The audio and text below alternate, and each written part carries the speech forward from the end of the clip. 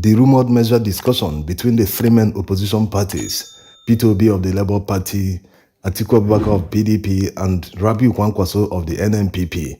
Arise TV published this a few hours ago, and predictably, it has generated mixed reactions. While some are hoping that, yes, it's a good way of battling APC if the courts actually cancel the election, some are saying no, there will be no measure. First of all, how did they know that that would be the only outcome from the Presidential Election Petition Tribunal?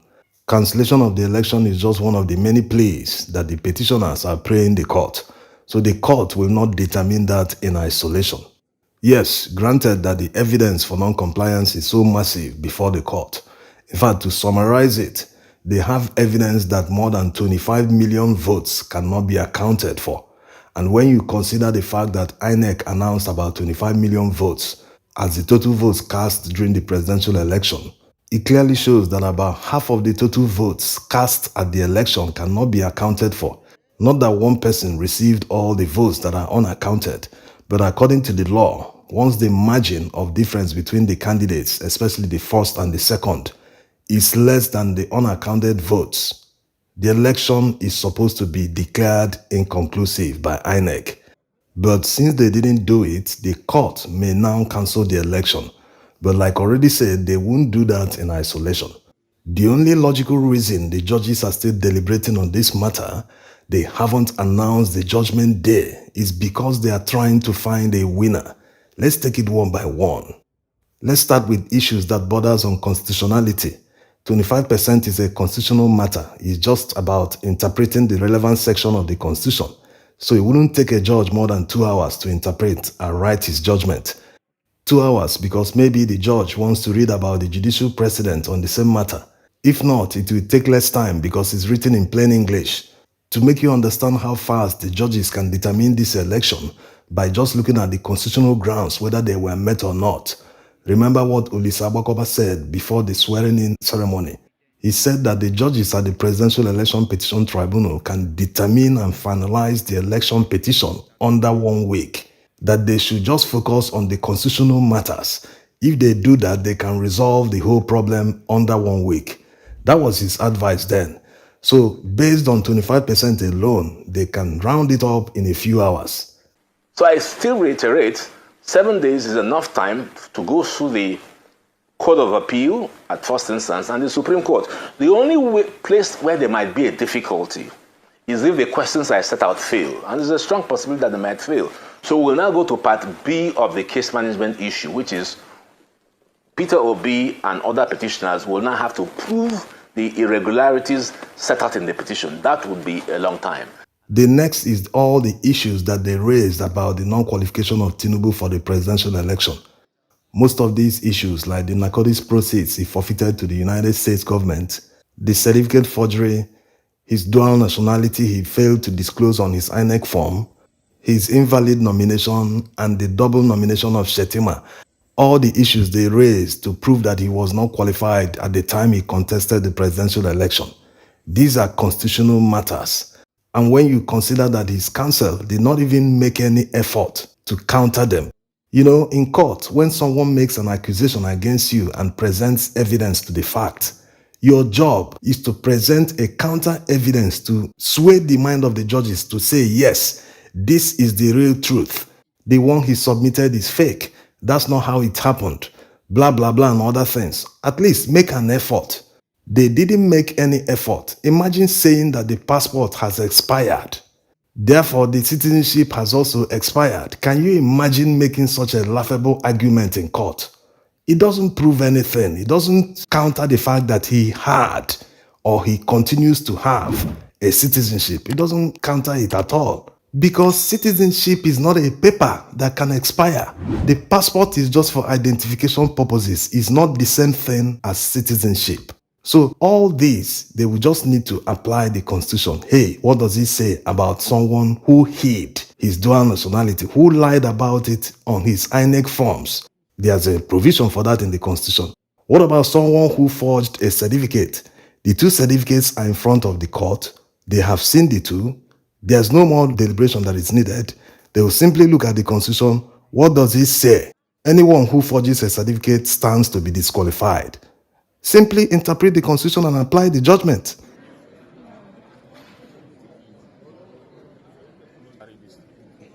How about his failure to appoint a new vice presidential candidate more than 14 days after the placeholder withdrew his nomination? What does the law say? The law says a new vice presidential candidate must be appointed by the main candidate, by the flag bearer of the party, within 14 days.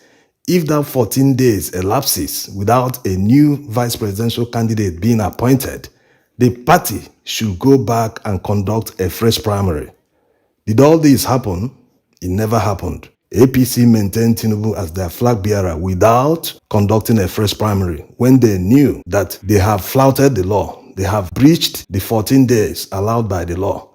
So it's simple to determine. What does the law say? The law says it must be done under 14 days. Did he do it? The evidence says no, he didn't do it. Interpret the Constitution, write the judgment. It's as simple as that. So all this is just to make you understand that all the grounds, all the reliefs that the petitioners are seeking that borders on constitutionality can be determined under a few hours, under a few days. It doesn't need to take long all this time.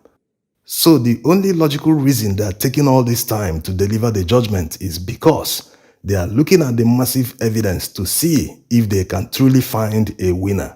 Is the evidence before them? Yes, it is. We'll come to that in a moment. Without prejudice, we are hoping that the judges will do the right thing. They promised before the hearing started that they will look at all the matters based on their merits, that they will not entertain any form of technicality to strike out all the cases. So we'll hold them by that word until we see something different.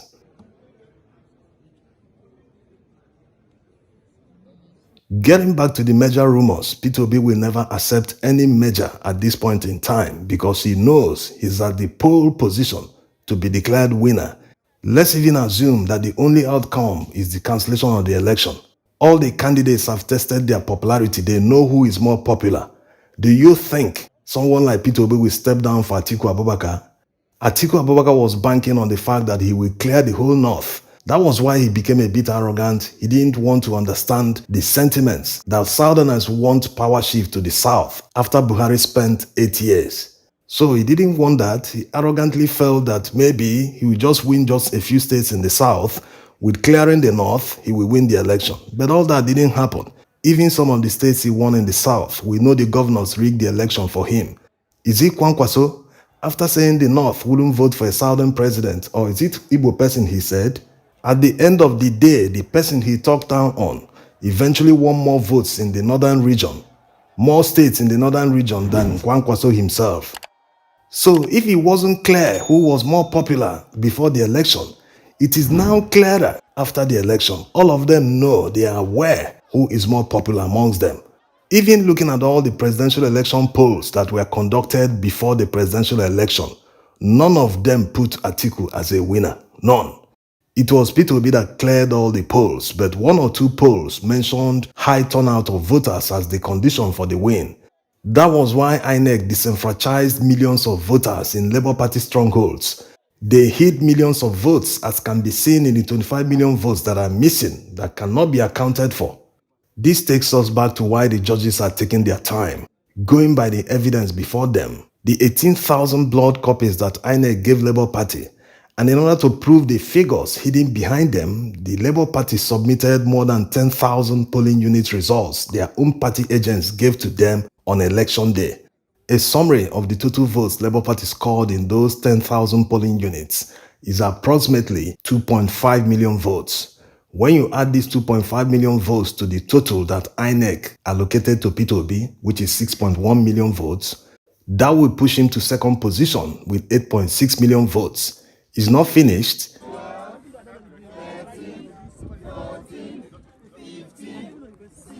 The judges will still need to cancel elections where overvoting occurred. Places like Kogi and all the places he got massive votes, they padded his votes with non-existent voters. When they do all the deductions, including determining his actual score in polling units contained in 18,000 blood copies, he will now drop down to his correct position either second or third position. According to the overvoting figures we saw from Beaver's report, the CTCs that INEC gave Labour Party, we did some videos about them. APC will take the highest hit if elections are cancelled where overvoting occurred because they received massive figures in those polling units. In some states, they got about 60,000 from overvoting alone. So you can imagine what they did in many states. Looking at all this, you will understand the massive work before the judges. If INEC did the right thing, we won't be here. All these calculations, go through this one, go here, look at this polling unit, look at overvoting, they won't be doing all this. That's why those mounting pressure on the judges, it might be counterproductive. What if they say, look at these people who are trying to determine if the person they support won the election and they are putting pressure on us. Let us abandon this and cancel the election. Let everybody go back to the field. What if they do that out of frustration?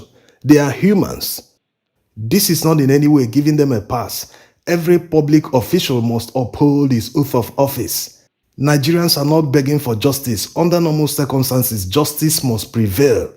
Nigerians are only demanding that justice be done, which is the right thing to do. Building a better and united Nigeria is not the responsibility of the opposition or poor people alone. It is the responsibility of everyone, including the judges, including those in leadership positions. So let no one feel they are doing anyone a favor. No. Everyone has a role to play in building Nigeria. So everyone is contributing to that. You can't say you're doing this for this person or that person is doing it for you. No. Nation building is a collective effort. In conclusion, everyone should hold their horses and keep an open mind with the hope that justice will prevail. That open mind will change if justice doesn't prevail. And Judgment Day must come on or before September 16th. That's the day that will make it 180 days since the petition was filed. And according to the law, the election petition must be determined within this time. So justice is near. Thanks for watching.